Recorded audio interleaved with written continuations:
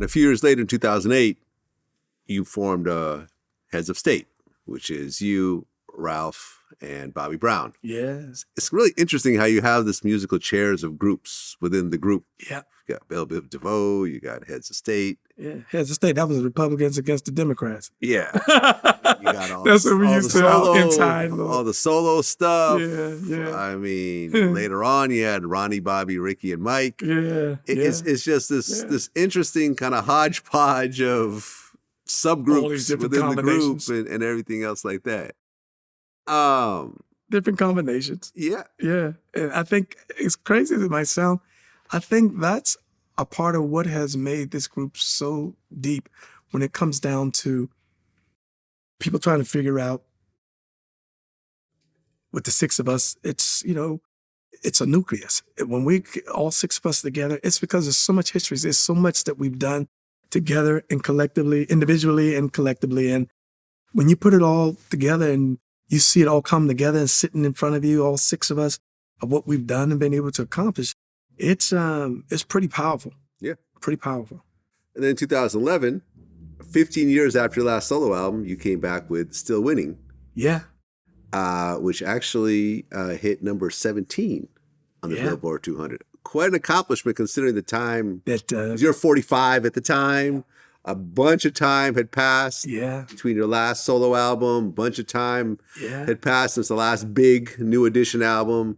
And yet you did your thing on it. In the mood, did well. It would be... Oh, no, it would be you, I'm sorry. With that Trey Songz. It was one of his records that he'd done. And I was like, give me that, boy. Yeah. This belonged to some grown folks over here, boy. That's right. Come on, that boy. That was him singing backgrounds on it, too. They loved it. But, was that the same year that you had a son? That was 2011? 11? No, because Isaiah was born 2006. He's 17 now, so 2006. Isaiah was born. Okay, got it. Sorry, I got 17. The timeline a little bit wrong. Yeah. And you said that was a hard thing because you and Isaiah's mom lived on different coasts. Yeah, and that was the first time, my first experience of having my son, having a kid, and started realizing that my goodness, that I grew up.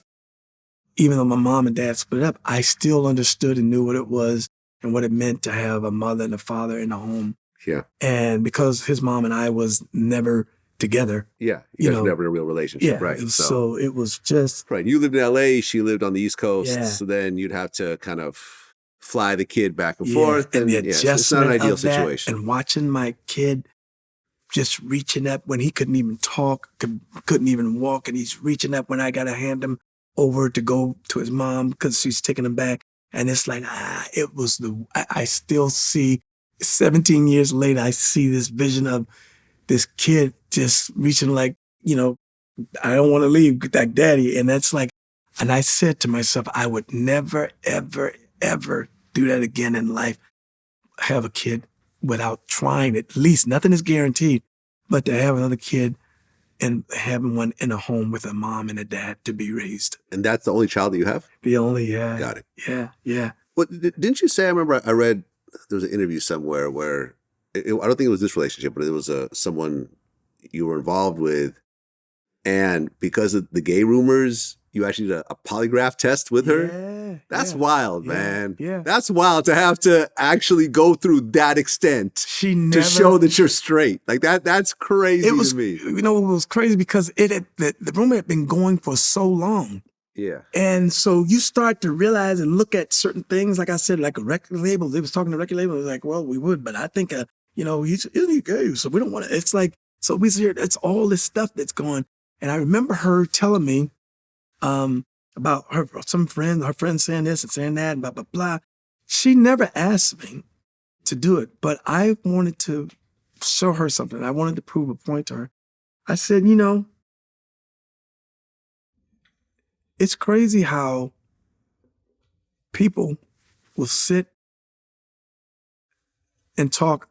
People are like parrots. They will talk as if they know something and repeat it and like they've seen it or been there or seen. It's like, And what I wanted her to understand was, I said, she never asked me to do it. I said, I'm doing this because I want to show you and prove something to you about people, even your own so-called friends.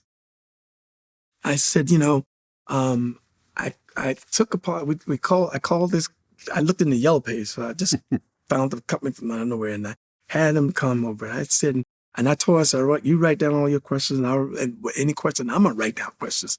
Have I ever been with another man? Have I ever thought about another man? We did it all.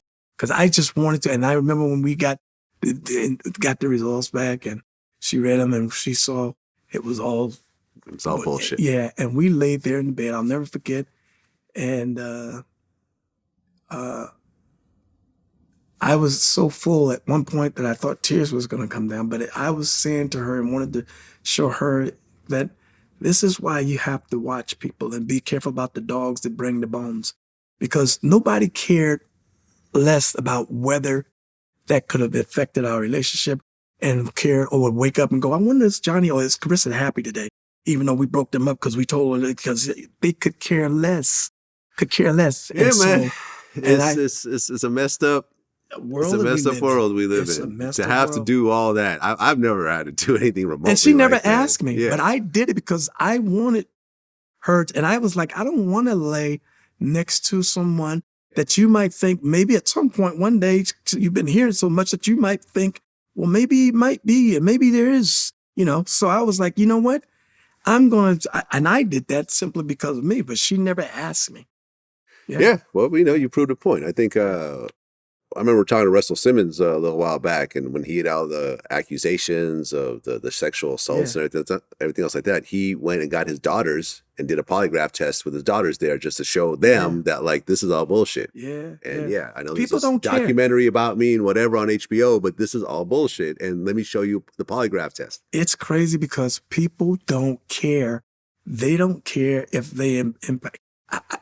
Just even my mom. And the reason why when we get back to the gay stuff that makes me feel so bad to talk about it, because listen, this is not just about the rumors of somebody being gay, because I got too many gay friends and I would never walk in front of or behind them. Yeah. And I have gay friends. I have gay employees. It's all good, man. And do listen, what you want to do, be man. Live who your you life. want to be. But what it makes you feel like when you have to speak or defend yourself, it's like that's the only thing that I would be fighting or might sound horrible to me that I'm fighting for.